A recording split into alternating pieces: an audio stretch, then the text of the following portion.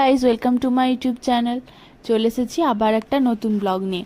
প্রথমেই চোখে পড়লো সবাই লাইন দিয়ে একটা করে সিলিন্ডার নিয়ে ওয়েট করছে।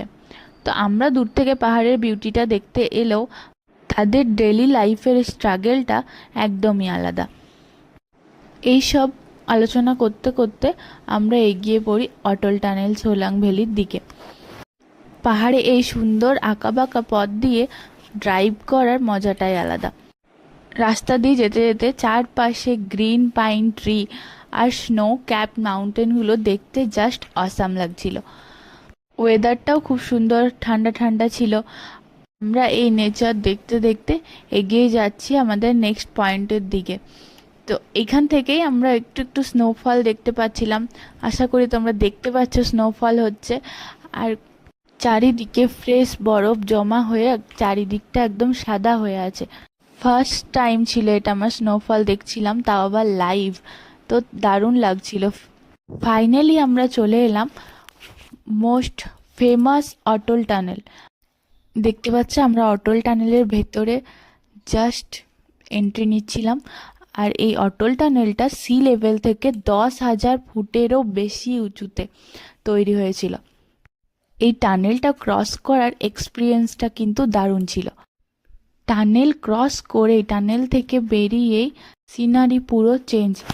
চারিদিকটা হোয়াইট স্নোতে ভর্তি। এত সুন্দর স্নো ভিউ দেখে আমরা আর নিজেদের সামালতে পারি না, চটপট গাড়ি থেকে নেমে ছবি তুলতে আর ফটোশ্যুটে ব্যস্ত হয়ে পড়েছিলাম। প্রথমে ট্রাই করেছিলাম স্নো টিউব স্লাইড, আর বাচ্চাদের জন্য নিয়েছিলাম জাবিং বল।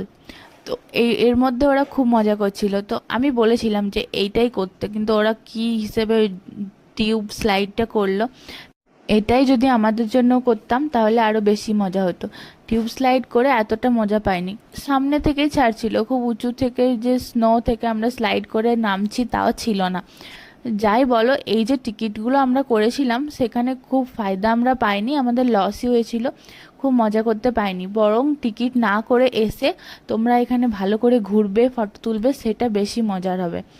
এটা আমরা বুঝে গেছি যে এইগুলোতে গিয়ে স্লাইড এসব করে কোনো লাভ নেই। তাও জিপ লাইনিংটা ভালো লাগছে।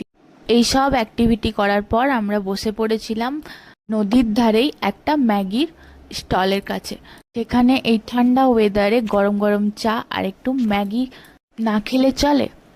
তারপর সেখান থেকে বেরিয়ে আমরা আরও উপরে শিশুর দিকে চলে যাই। তো সেদিন আমাদের কপাল এত ভালো ছিল যে আমরা স্নোফলও দেখতে পেয়েছি, অথচ এতটা স্নোফল হয়নি যে আমাদের গাড়ি আটকে দেবে। তো আমরা খুব সুন্দর ওইখানে ঘুরে ফিরে আবার রুমে ফিরে আসতে পেরেছিলাম।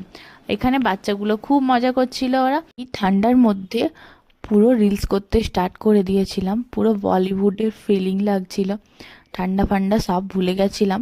ঠান্ডা লাগছিল ঠিকই, কিন্তু স্নোতে গিয়ে আর শাড়ি পরে রিলস করলাম না, তাই কি হয়, তো বানিয়েই নিয়েছিলাম। তারপর ওইখান থেকে আমরা বেরিয়ে পড়ি, আর ওইখানটা ছেড়ে যেতে সত্যি মনটা খুব খারাপ লাগছিল। সেই দিনটা আমাদের সত্যি খুব ভালো কেটেছিল। তো ব্লগটা এখানেই শেষ করছি। ব্লগগুলো ভালো লাগলে চ্যানেলটাকে সাবস্ক্রাইব করে দিও, and please like, comment and share. So tata.